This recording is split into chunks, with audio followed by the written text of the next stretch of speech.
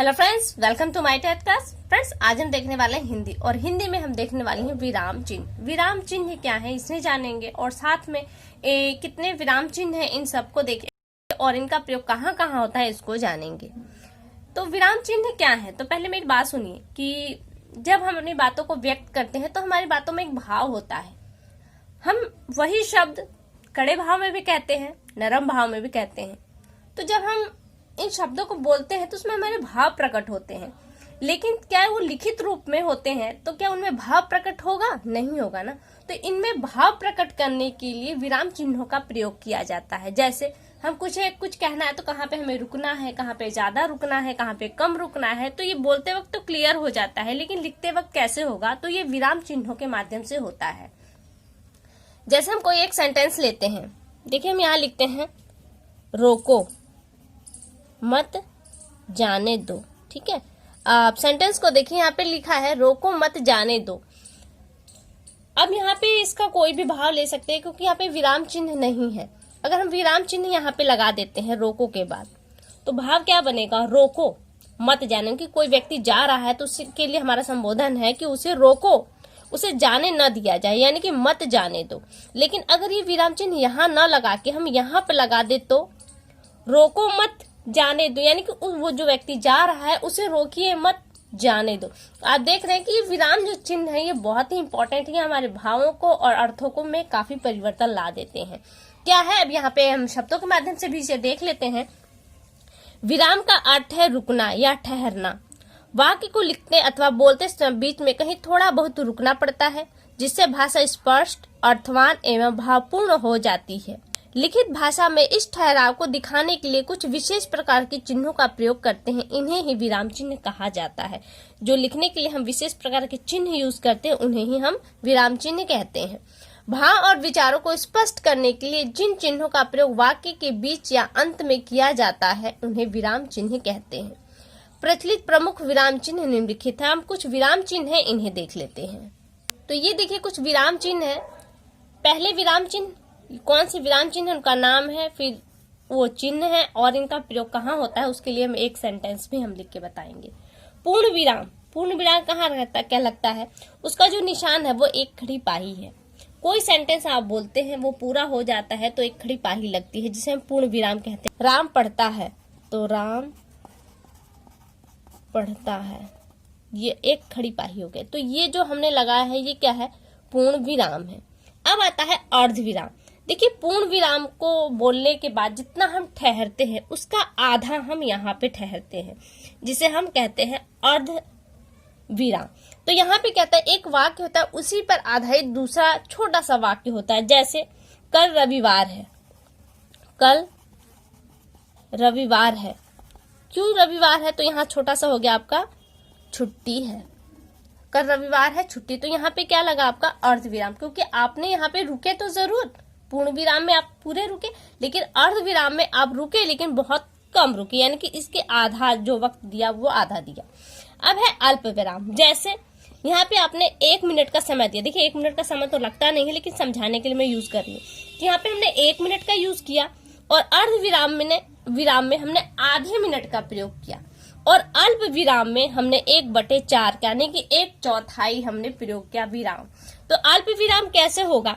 जहाँ पे आपको कई चीजें बोलनी होती हैं आपको, जैसे नदी, पहाड़, झरना, तो इस तरह से जब आप कोई वर्ड बोलते हैं तो यहाँ पे एक छोटा सा कॉमा लगाते हैं, तो यही कॉमा आपका क्या कहलाता है? अल्प विराम। और हर एक जैसे बोलने का जो लय होता है वो एक लगातार नहीं होता, वरन हम नदी बोलने के बाद हल्का सा ठहरते हैं, पहाड़ बोलने के बाद हल्का सा ठहरना, उसी तरह से झरना बोलने के बाद हल्का सा ठहरते हैं। तो यही ठहराव आपका क्या कहलाता है? अल्प विराम। अब आ जाता है प्रश्नवाचक। प्रश्नवाचक क्या है? प्रश्नवाचक आप जानते हैं, तुम्हारा क्या नाम है, तुम्हारा क्या नाम है। तो इस तरह के जो वर्ड है क्या, क्यों, कैसे जब आते हैं तो यहाँ पे एक प्रश्नवाचक निशान होता है, वो ये है। तो ये क्या है? प्रश्नवाचक चिन्ह। अब आ जाता है विस्मयादि बोधक चिन्ह। विस्मयादि बोधक चिन्ह हो जाए एक खड़ी पाही और उसके नीचे बिंदी होता है। और ये कब लगाया जाता है? आप जब विस्मय में पड़ जाते हैं, आश्चर्य होते हैं, हर्ष होता है, आपके अंदर घृणा होती है, तो विस्मयादि चिन्हों का प्रयोग होता है। जैसे हम लिखते हैं हाय वह मारा गया, गया। ठीक है, यहाँ है तो यहाँ पे हमने कौन सा चिन्ह प्रयोग किया, विस्मयादि बोधक चिन्ह। उसी तरह से आपका उद्धरण या अवतरण आ जाता है। उद्धरण या अवतरण चिन्ह डबल ब्रैकेट भी होता है, सिंगल ब्रैकेट भी होता है। यहाँ पे हम किसी की बात को एक विशेष तरीके से उन्हीं शब्दों में बताना चाहते हैं तो वहां क्या होता है, उद्धरण चिन्ह का प्रयोग किया जाता है। जैसे नेताजी ने कहा, अब नेताजी ने क्या कहा है, उनके बातों को हम उद्धरण चिन्ह के अंतर्गत कहेंगे। जैसे दिल्ली चलो,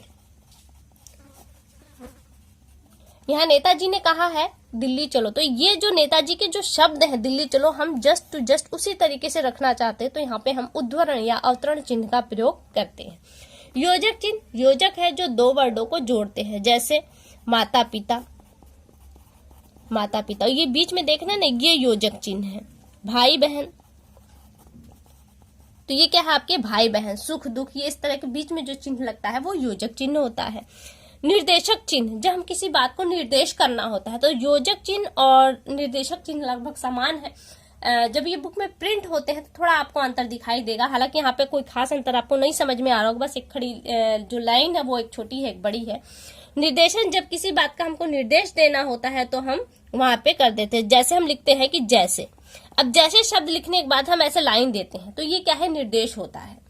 अब आता है विवरण चिन्ह। विवरण, योजक, निर्देशक और विवरण लगभग समान है। अब विवरण चिन्ह में क्या होता है, आप ऐसे लगा के एक पाई खींच देते हैं। ऐसा कब करते हैं, आप जब पढ़ते हैं आपको कोई हेडिंग वगैरह डालनी होती है तो आप हेडिंग डाल देते हैं, फिर उसके बाद क्या करते हैं, आप इस तरह का निशान लगाते हैं। क्यों, क्योंकि अभी आपने जो हेडिंग डाला है उससे रिलेटेड पॉइंट अभी आपको दिखाने होते हैं, उस बात को बताना होता है, तो वहां पे आप क्या उसका विवरण अभी देंगे, इसलिए वहां पे विवरण वाला चिन्ह आप यूज करते हैं। कोष्टक है, जैसे कोई बात कहनी है, फिर आप उस बात में भी कोई ऐसा ठोस वर्ड आता है जिसे आप समझाना चाहते हैं, सामने वाला न समझ पाए, तो आप उसे कोष्टक में लिखते हैं। जैसे तुम साफ उच्चारण करो, तुम साफ उच्चारण। देखिए, अब हो सकता है कि उच्चारण शब्द का अर्थ सामने वाला न समझे, आपको लग रहा है ये कठिन वर्ड है, तो आप यहाँ पे क्या कर देंगे, बोलना। उच्चारण मीन्स बोला, तुम साफ उच्चारण करो। तो क्या हुआ, उच्चारण शब्द का एक मेन अर्थ और निकल गया जो कम लोग जानते हैं उनके लिए। तो आप किसी हार्ड वर्ड को जब इजीली समझाना चाहते हैं तो ब्रैकेट का यूज करते हैं, जैसे हमने यहाँ पे ब्रैकेट का यूज किया है। अब आ जाता है हंस पद या त्रुटि बोधक।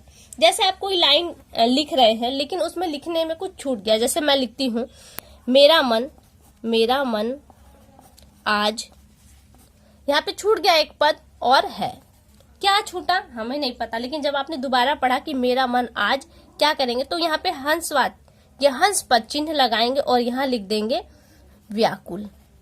ये कि क्या छूटा है आपका, व्याकुल छूटा है, मेरा मन आज व्याकुल है। तो ये क्या है, त्रुटि बोधक। यहाँ पे आपसे त्रुटि हुई छूटा है तो आप त्रुटि बोधक चिन्ह लगा के ये शब्द अपने उस वाक्य जो छूटा है उसे लिख के आप सेंटेंस को पूरा कर देंगे। फिर आ जाता है आपका लाघव चिन्ह।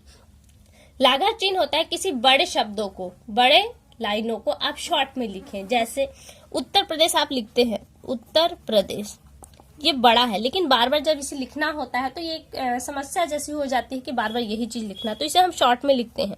क्या लिखते हैं, उत्तर प्रदेश। अब डॉक्टर लिखना हो तो डॉक्टर लंबा हो जाएगा, तो क्या किया जाता है, डाल के इस तरह से जीरो लगा दिया जाता है। तो ये जीरो क्या है, आपका लाघव चिन्ह है, यानी कि उस वर्ड को वो लघु बना देता है। यह है लोप चिन्ह। जब आपसे हिंदी में संदर्भ प्रसंग वगैरह पूछा जाता है तो एक सेंटेंस दिया होता है जिसको आपको लिखना होता है, तो क्या आप उस पूरे सेंटेंस को लिखते हैं। कोई हिंदी की चालन की कविता है और कहता है इसका अर्थ बताइए, तो आप क्या पूरी चारों लाइन लिखते हैं, नहीं लिखते। क्या करते हैं आप लिखते हैं मेरे घर का। मान लीजिए हमने जो पोएम ली है उसमें मेरे घर का अंडे जैसा था आकार, तब मैं यही समझती थी बस इतना सा ही सहजनसा, तो आप क्या लिखेंगे, मेरे घर का। ठीक है, इतना लिखने के बाद क्या करेंगे, आप इस तरह से डैश दे दो। डैश का ये बिंदी होता है, हम जल्दी के मारे ऐसे ऐसे कर देते हैं। तो ये क्या है, लोप। हमने इसके बीच में जो शब्द आए हैं, है संसार, है संसार, तो इसके बीच में इस है संसार के और मेरे घर के बीच में काफी शब्द थे जो हमने छोड़ दिए, तो उसे हम उसका लोप कर दिया। तो किस चिन्ह के माध्यम से लोप किया, तो वो ये चिन्ह होते हैं जिसके माध्यम से हमने उस चीजों का लोप कर दिया। तो ये हो गए फ्रेंड्स आपके विराम चिन्ह। लगे एक बार कमेंट करके हमें जरूर बताएं। अगली वीडियो में आपसे फिर मुलाकात होगी, तब तक के लिए नमस्कार।